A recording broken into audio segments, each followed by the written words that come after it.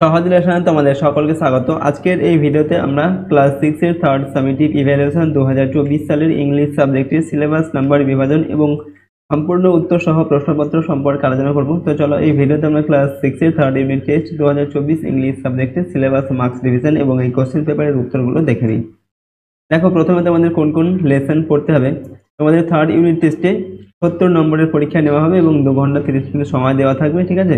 এবং তোমাদের দেখো 7 নম্বর থেকে 12 নম্বর লেসন পর্যন্ত পড়তে হবে, ঠিক আছে, ফাইনাল পরীক্ষার জন্য।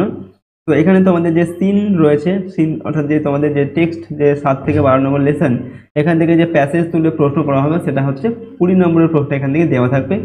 এরপরে আনসিন প্যাসেজ দেওয়া থাকবে, যেটা তোমাদের বইতে নেই, অন্য জায়গা থেকে প্যাসেজ তুলে দিয়ে প্রশ্ন করা হবে, সেখান থেকে 15 নম্বরের প্রশ্ন দেওয়া থাকবে।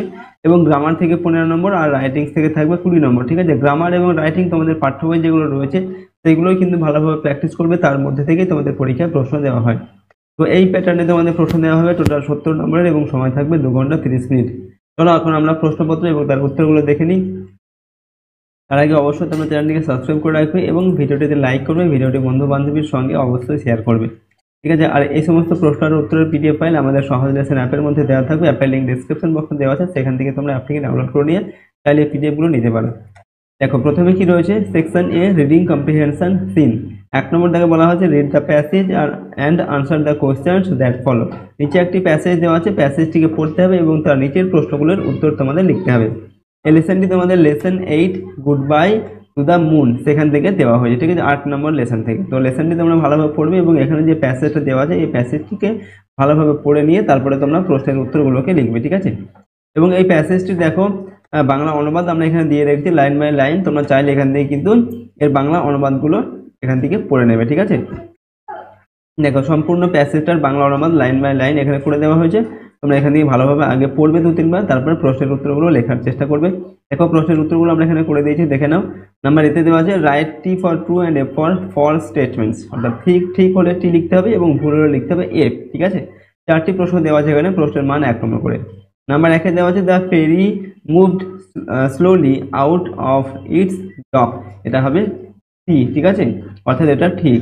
Number 2, the earth fairy was 30 times as big as the moon fairies, এটা হবে F, ঠিক আছে। নাম্বার 3 হচ্ছে the narrator walked alone to the earth fairy, এটা F হবে। Number 4, the narrator found his eyes were closing, এটা হবে আমাদের T, ঠিক আছে, অর্থাৎ ঠিক। নাম্বার বি তে complete the following sentences with information from the passage, অর্থাৎ প্যাসেজ থেকে তথ্য নিয়ে এই বাক্যগুলোকে সম্পূর্ণ করতে হবে, ঠিক আছে, শূন্যস্থানে বসাতে হবে আর কি। তো নাম্বার 1-এ দেওয়া আছে when the door opened the narrator could hear, এখানে কি হবে, excited voices, ঠিক আছে।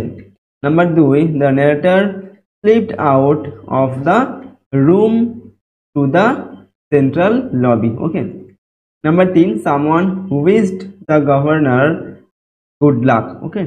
Number 4, the fairy entered the earth's gravity. পরের প্রশ্ন নাম্বার সিতে আনসার দ্য ফলোয়িং কোশ্চেন্স, নিচের প্রশ্নগুলোর উত্তর লিখতে হবে। প্রশ্নের মান 2 নম্বর করে দেওয়া হয়েছে এবং 4টি প্রশ্নের জন্য 8 নম্বর দেওয়া আছে।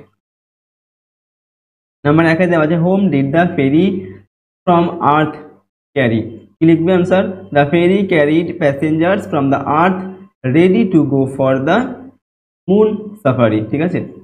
Number 2, where was the narrator's father standing, তো আনসার লিখবে the narrator's father was standing to the central lobby. Number 3, mention a feature of the earth ferry, এখানে আনসার লিখবে the earth ferry was 3 times as big as moon fairies. Number 4, whom does the governor here refer to, তো এখানে answer হবে the governor refers to the narrator's father. পরের প্রশ্ন দেখো, reading comprehension unseen. Number 2-এ read the passage and answer the questions given below, অর্থাৎ এখানে একটি প্যাসেজ দেওয়া হয়েছে, যে প্যাসেজটা তোমাদের বইতে নেই, অন্য জায়গা থেকে তুলে দেওয়া হয়েছে একটি আনসিন প্যাসেজ। এই প্যাসেজটি ভালোভাবে পড়তে হবে, তো কয়েকবার পড়ে নেবে, তারপর প্রশ্নের উত্তরগুলো লেখার চেষ্টা করবে, ঠিক আছে। দেখো, প্যাসেজটার বাংলা অনুবাদ এখানে দেওয়া রয়েছে, তোমরা বাংলা অনুবাদটাও এখান থেকে পড়ে নেবে, ঠিক আছে। পড়ার পরে প্রশ্নের উত্তরগুলো লিখবে। দেখো, প্রশ্নের উত্তরগুলো দেখে নাও। নাম্বার এতে দেওয়া আছে write T for true and F for false statements in the given boxes. সঠিক হলে লিখতে হবে টি, ভুল হলে লিখতে হবে এফ। প্রশ্নের মান হচ্ছে 1 নম্বর করে, 4টি প্রশ্ন এখানে দেওয়া রয়েছে। নাম্বার 1 দেওয়া আছে we need water only to drink, এটা কি হবে? এফ হবে, ঠিক আছে। জল শুধুমাত্র আমরা পান করার জন্য ব্যবহার করি না, অনেক কাজে ব্যবহার করি, তার জন্য এটা হবে F. Number 2, the water is getting polluted day by day, এটা হবে ঠিক, ঠিক আছে, অর্থাৎ জল দিন দিন কিন্তু দূষিত হয়ে পড়ছে। Number 3, pure drinking water is scarce nowadays, ঠিক আছে, অর্থাৎ যে বিশুদ্ধ পানীয় জল সেটা দিন দিন কমে যাচ্ছে, এটাও হবে ঠিক। Number 4, polluted water is essential for all, এটা হবে ভুল, ঠিক আছে, অর্থাৎ এখানে বলা হচ্ছে দূষিত জল সবার জন্য প্রয়োজন, আমাদের বিশুদ্ধ জল প্রয়োজন, তার জন্য এটা এফ হবে। Number B, complete the following sentences with information from the passage. এখানেও এই যে প্যাসেজটা আমরা পড়লাম আনসিন প্যাসেজ, সেখান থেকে তথ্য নিয়ে শূন্যস্থানগুলোকে পূরণ করতে হবে।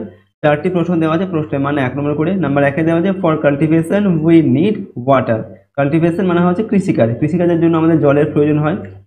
Number 2, water is our life, ঠিক আছে, জল হচ্ছে আমাদের জীবন। Number 3, without water plants can not survive and grow, অর্থাৎ জল ছাড়া গাছপালা বাঁচতে পারবে না, ঠিক আছে, এবং বড় হতেও পারবে না।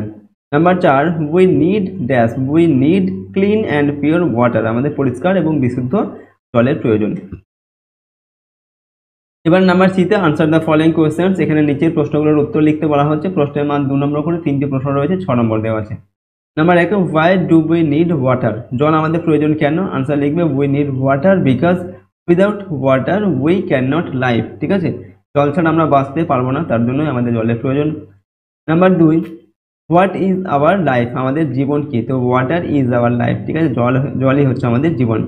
Number 3, what we need for cultivation, কৃষিকাজের জন্য আমাদের কি প্রয়োজন? তো we need water for cultivation, ঠিক আছে, কৃষিকাজের জন্য আমাদের জলের প্রয়োজন হয়।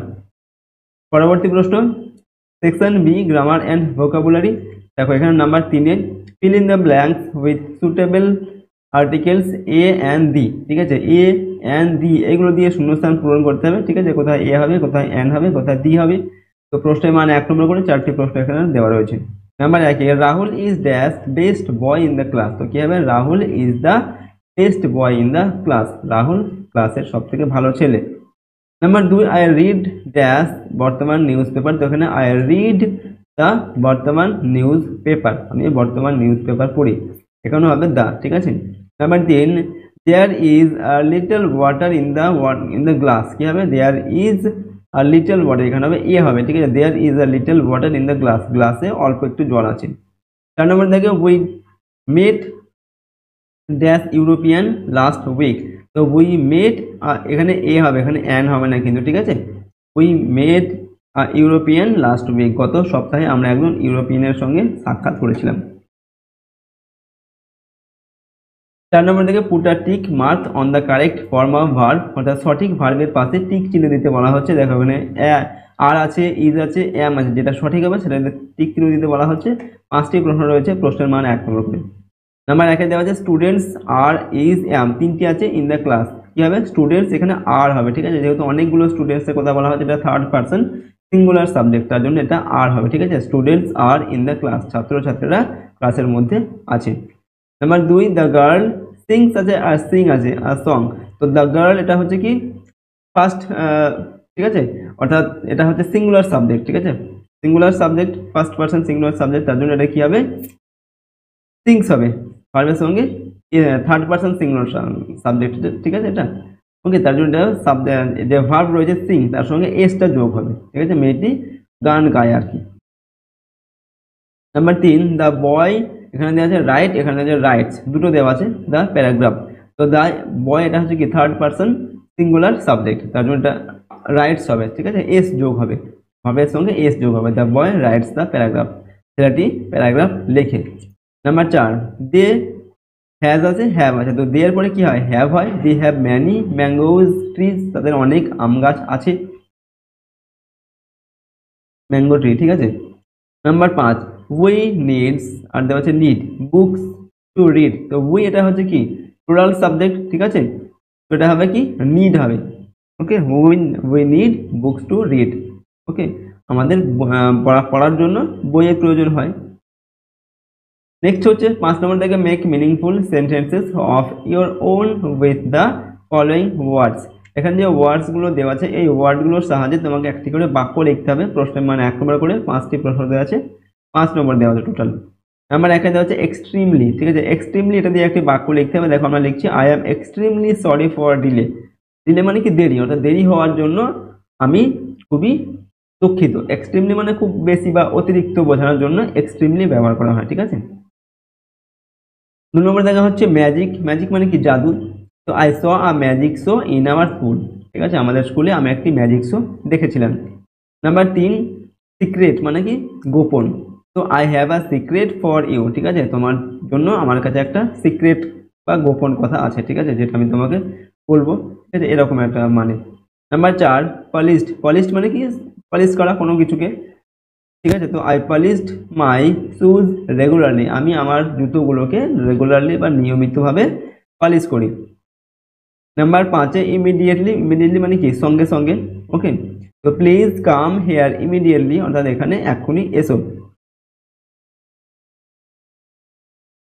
6 নম্বর থেকে match column A with column B.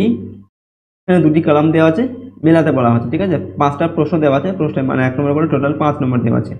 তো কলাম এতে কি দেওয়া আছে farmer, seller, poet, teacher, player, এবং কলাম বিতে দেওয়া আছে ফুটবল, টুল, শিপ, পোয়েম আর হচ্ছে প্লাউ। তো কি হবে ফার্মার, কি হবে প্লাউ মানে কি নাঙ্গল, ফার্মার মানে চাষি, তো চাষি নাঙ্গল বয়, তার জন্য এটা নাম্বার ই এর সঙ্গে মিলবে।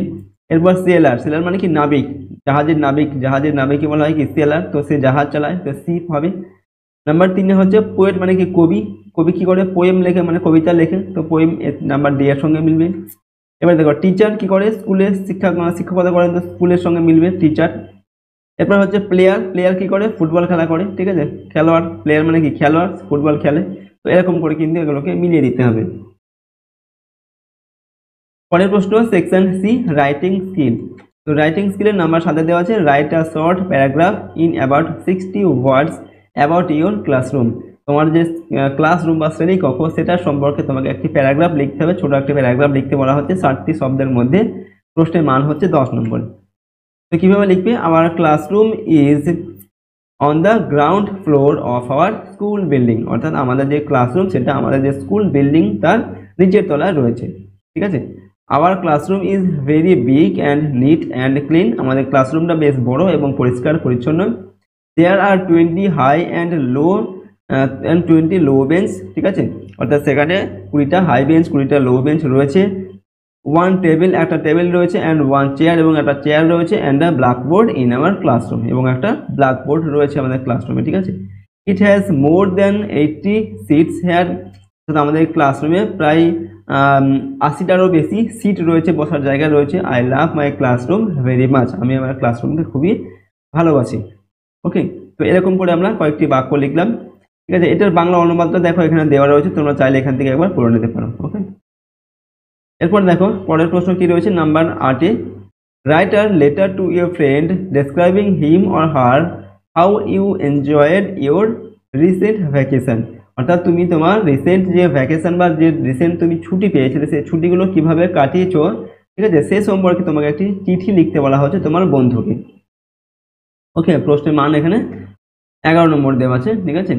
এখানে আনসারটা কিভাবে লিখবে ইওর অ্যাড্রেস, প্রথমে ডান দিকে লিখবে তোমার যে অ্যাড্রেস নাম ঠিকানাটা লিখবে, ঠিক আছে, নিজের অ্যাড্রেসটা এবং নামটা।